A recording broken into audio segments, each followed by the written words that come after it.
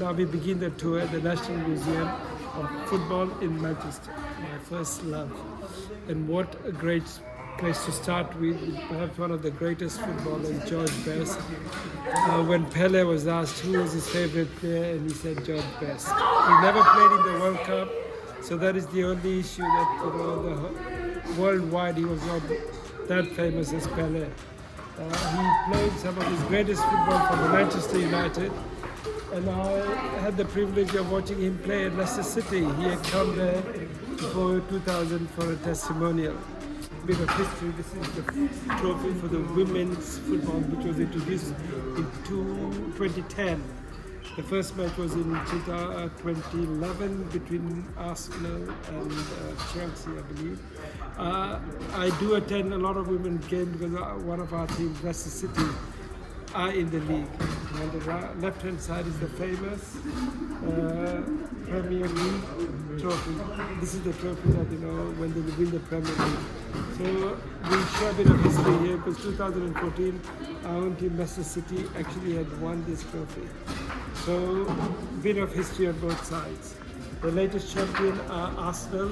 They won the league this year, 2026. Right, inside the museum here is a rather amazing book. It says the Football Association Minute Book, 1863, over 100 years ago. A person named Ebenezer Cobb Morley, the visionary first secretary of the FA, helped devise the original 13 laws of the association. And I will just read one of them. These are the actual rules of football. Over the years it has changed. The first said the length of the ground shall be 200 meters and the width should be 100 meters. The game shall be commenced by a kick-off from the center of the goal. The third said the two sides shall change goals after each goal is scored, which obviously doesn't happen. But this is a bit of history here, the original book of the Football Association.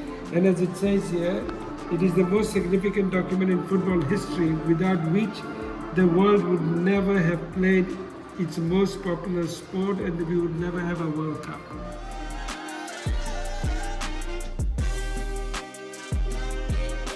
It is apt to talk about the World Cup. The first World Cup was held in 1930 in Uruguay. And every 4 years since the World Cup has been traveling across the globe.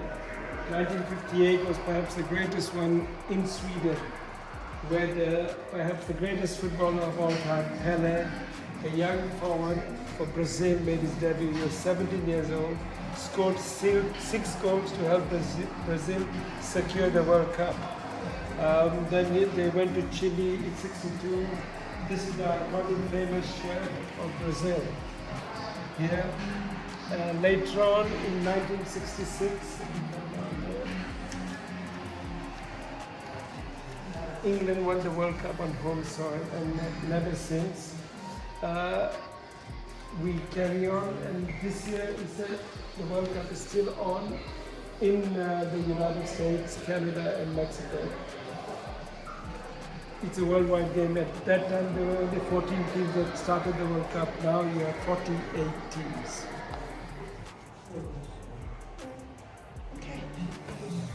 There are many great sides in the World Cup, but the greatest is perhaps the Brazilian side, and if you come nearer, you will see some very famous names. I remember Carlos Alberto, Edu, Gerson Zarzino, and further down we got Pelé and Tostão, Revellino. These are names that forever are linked to the World Cup. The beautiful game has had some great ups, but many downs. There's been tragedies across the world, especially with football, and none other than this tragedy. It was known as the disaster in Munich on the 6th of February 1958, when a plane carrying the Busby Babes, as they were known, the plane crashed. It was against Red Star. A few of the stars survived, like the legendary Bobby Charlton, who was 20 years old at that time. But the player considered by many who would have gone to be one of the greatest footballers in history, his name was Duncan Edwards. He died in hospital on 21st of February 1958. Yeah, there are many famous football stadiums around the world, the Ethiad, the Maracana, and so on, all across the world. But none is as famous as Wembley. Wembley is the cathedral of football, it is the capital of football, and it is the heart of football, according to the legendary Pelé of Brazil. The World Cup's ongoing. It's so easy to find out the scores. You go on the BBC, you go on the internet, website, everywhere the up-to-minute results. But in the olden days, if you see here, it's called pigeon post. Reporters keep 1900s. In the early 1900s, reporters used to use carrier pigeons to send the match results to the newspaper office. The pigeons flew back at half-time and full time with the scores strapped to their legs in time for them to be typed up in the newspapers. So this happened apparently in Sheffield.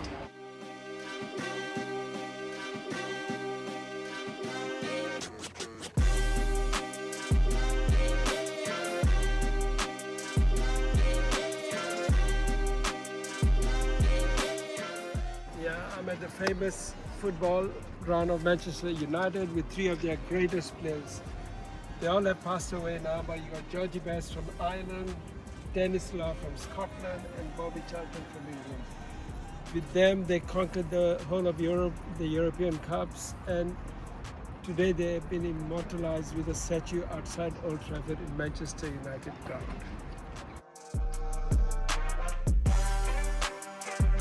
This ground is famous for producing some of the greatest players, Georgie Best, Bobby Charlton, and in recent years, David Beckham, Eric Cantona.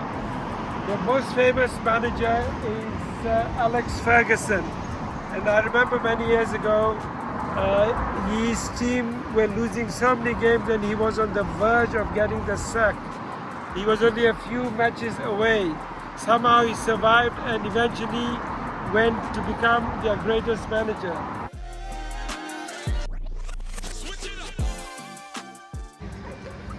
Good morning from day 2 in Manchester. We are in front of the iconic Main Road Stadium of Manchester City, the club that has been made famous by Pep Guardiola, the Spanish legend. In front of me are statues of three of their greatest players, Colin Bell, Francis Lee, and Mike Somerville. Manchester City have been very famous across the world, and is the second of the two famous clubs in Manchester, Manchester United and Manchester City.